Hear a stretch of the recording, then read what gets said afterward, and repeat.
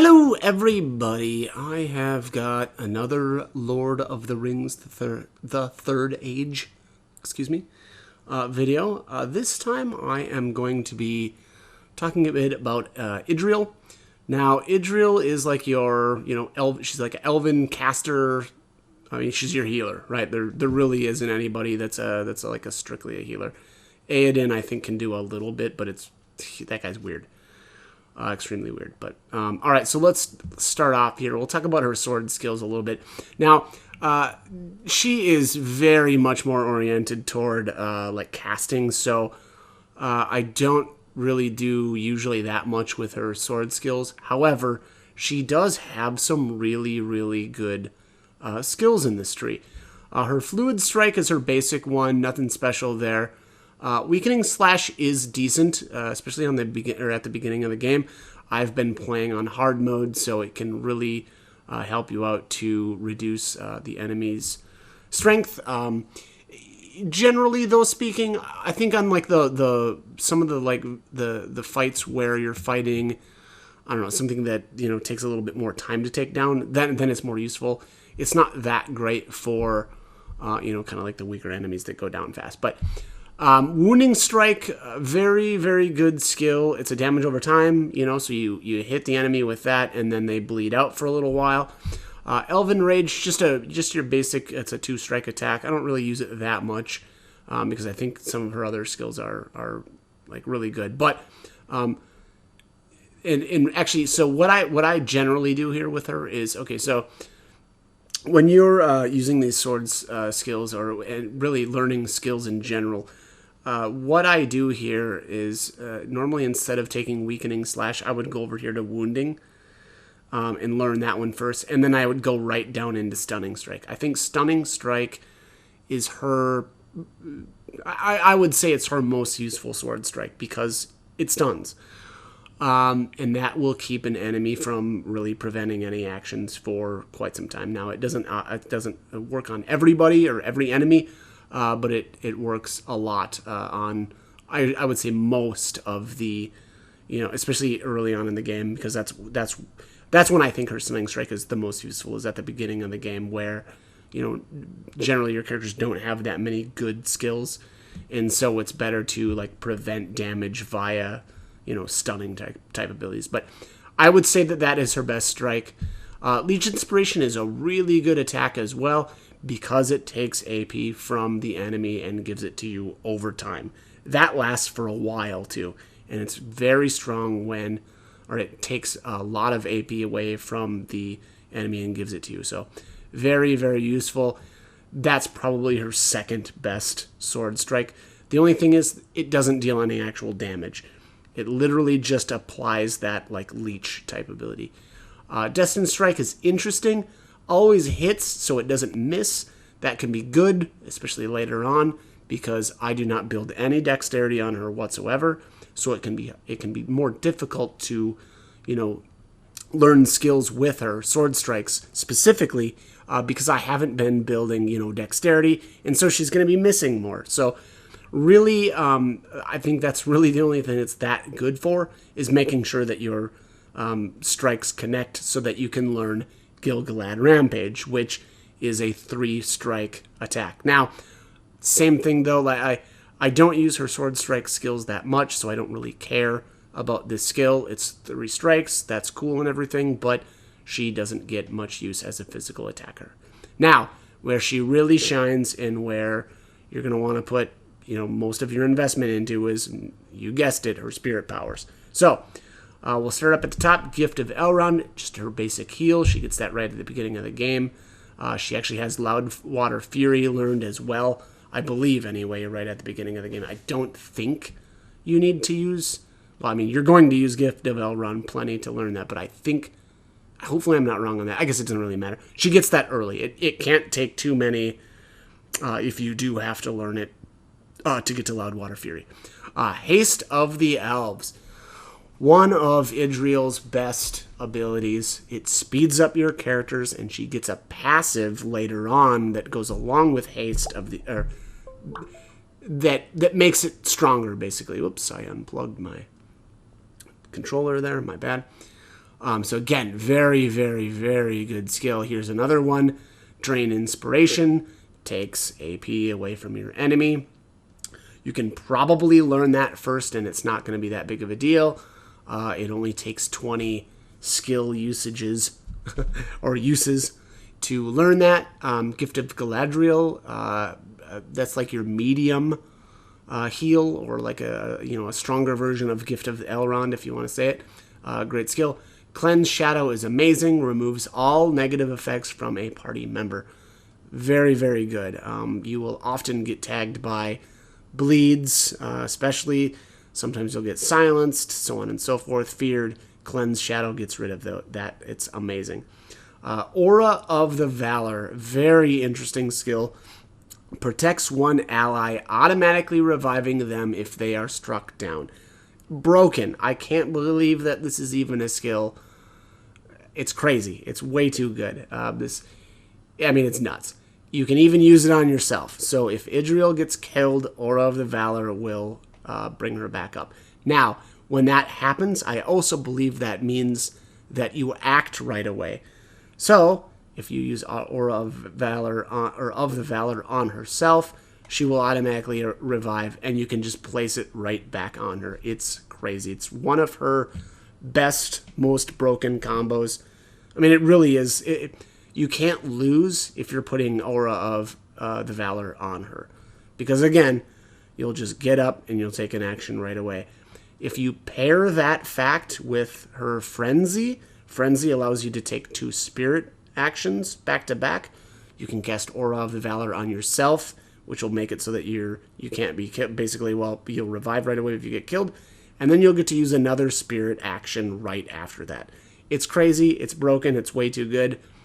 Abuse the heck out of it if you feel like you need to. Now, Power of Valor. If one of your allies does die, you can just use Power of Valor on them. It will revive them.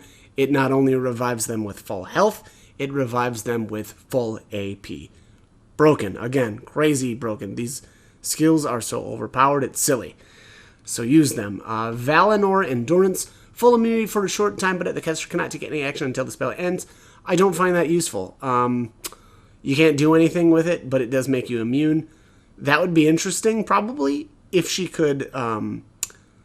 If she, I don't know if she can cast this on other. You know what? We're gonna have to try that. If she can cast this on other people, that's amazing, because like somebody like Barathor could taunt, and then you could use Valinor Endurance. We'll try that. I don't think that that's the case, though. I think this is self-cast. So we'll see.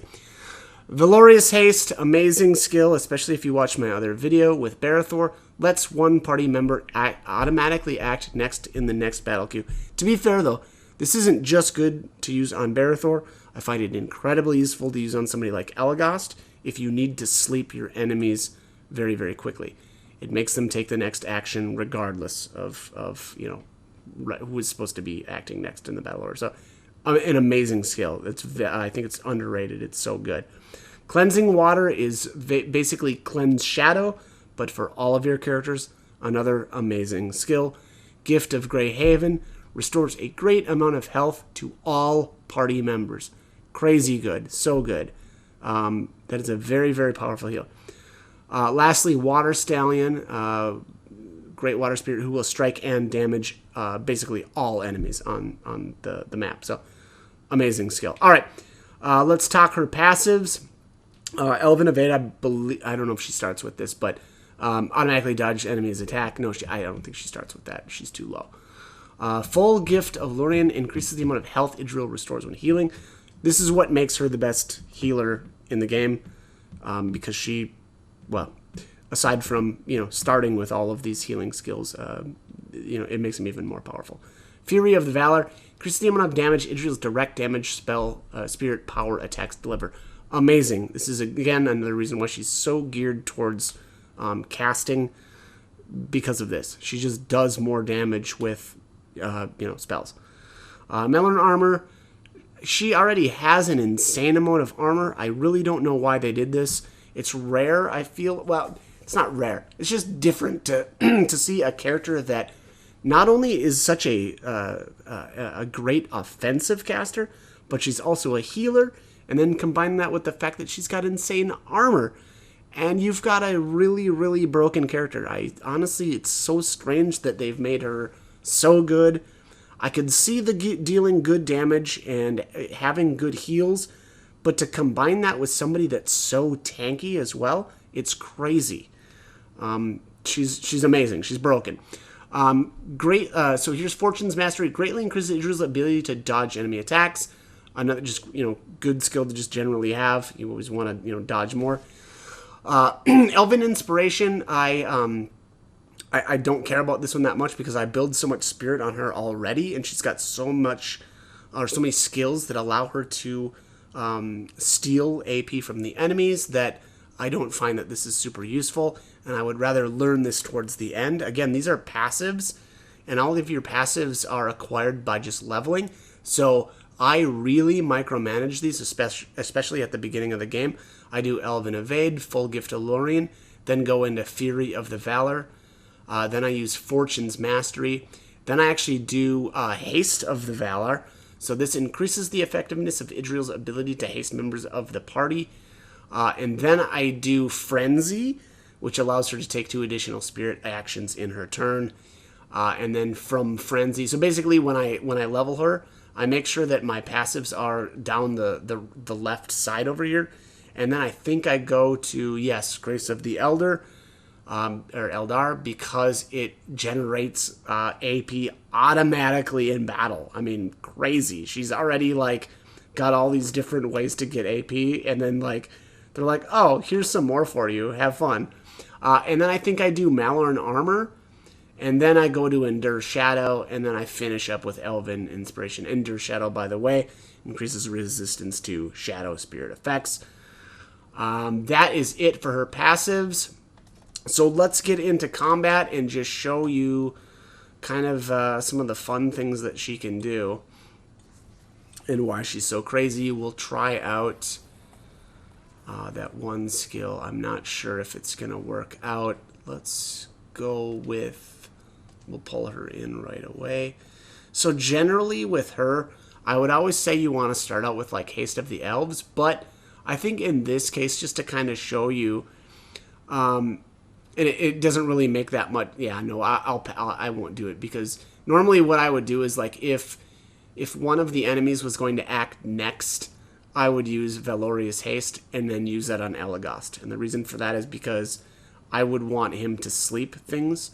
But since, if you can look up on the right-hand side here, it'll be Idril, then Hadhad, then Elagast will go. So none of the enemies are going to get a shot at attacking before it's Elagast's turn anyway. So let's take a look here at some of her combos. So kind of one of the things that I would do would be a Frenzy first, and that's going to let her take 2 spirit actions. Now, she's learned all of the Lightcraft and Shadowcraft abilities, and so that works with her Frenzy.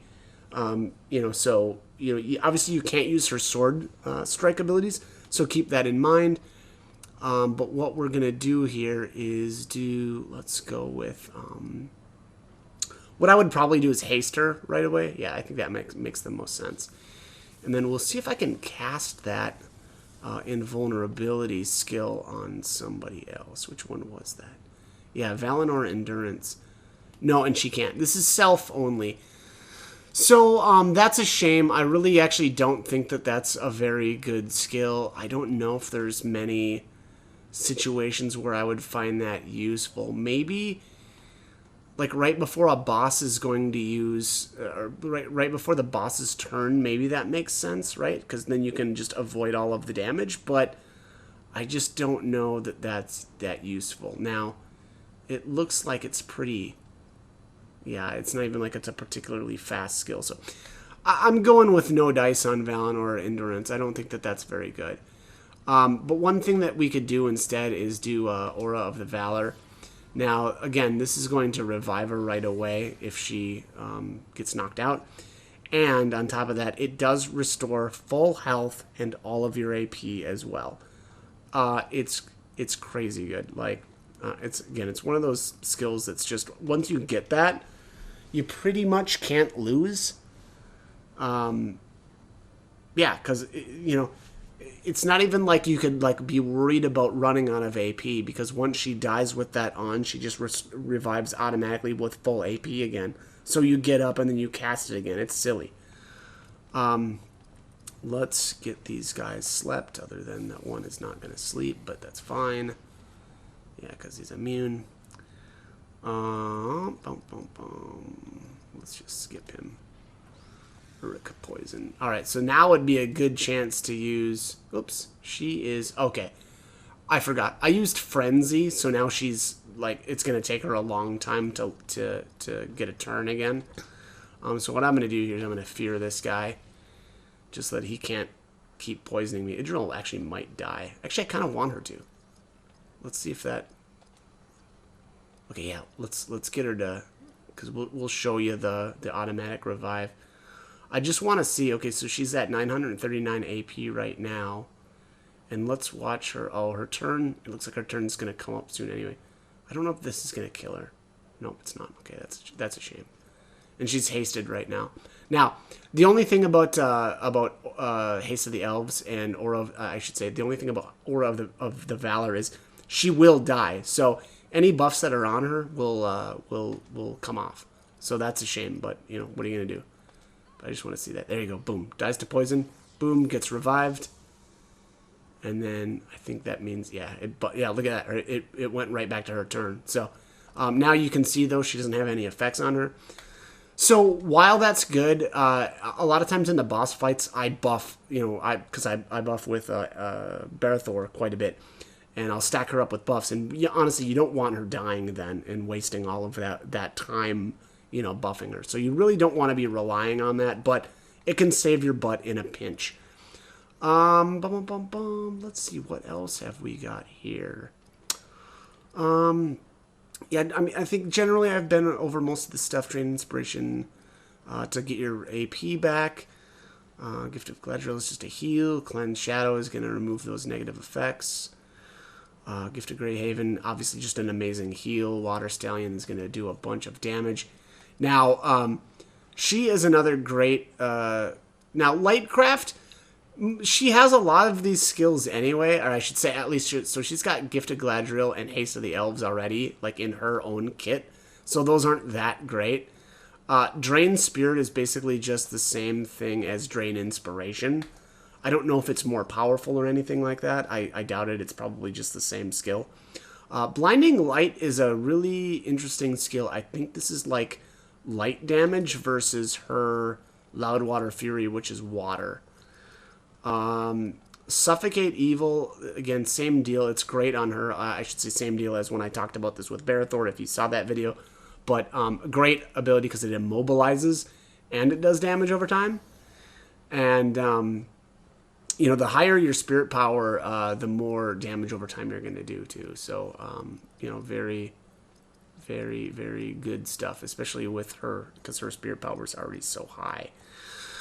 Shadowcraft, again, like, it's going to be amazing on her, too, because your spirit, or if you build spirit, because, I mean, not only her passives are geared towards, you know, dealing damage, but, I'll just show you here. So, you know, same deal with, if you watch Barathor, the video with him, this is all the same stuff. It's just, she's going to do more damage because she's got a better spirit stat and her passive. So, we'll just nuke these guys with Wheel of Fire.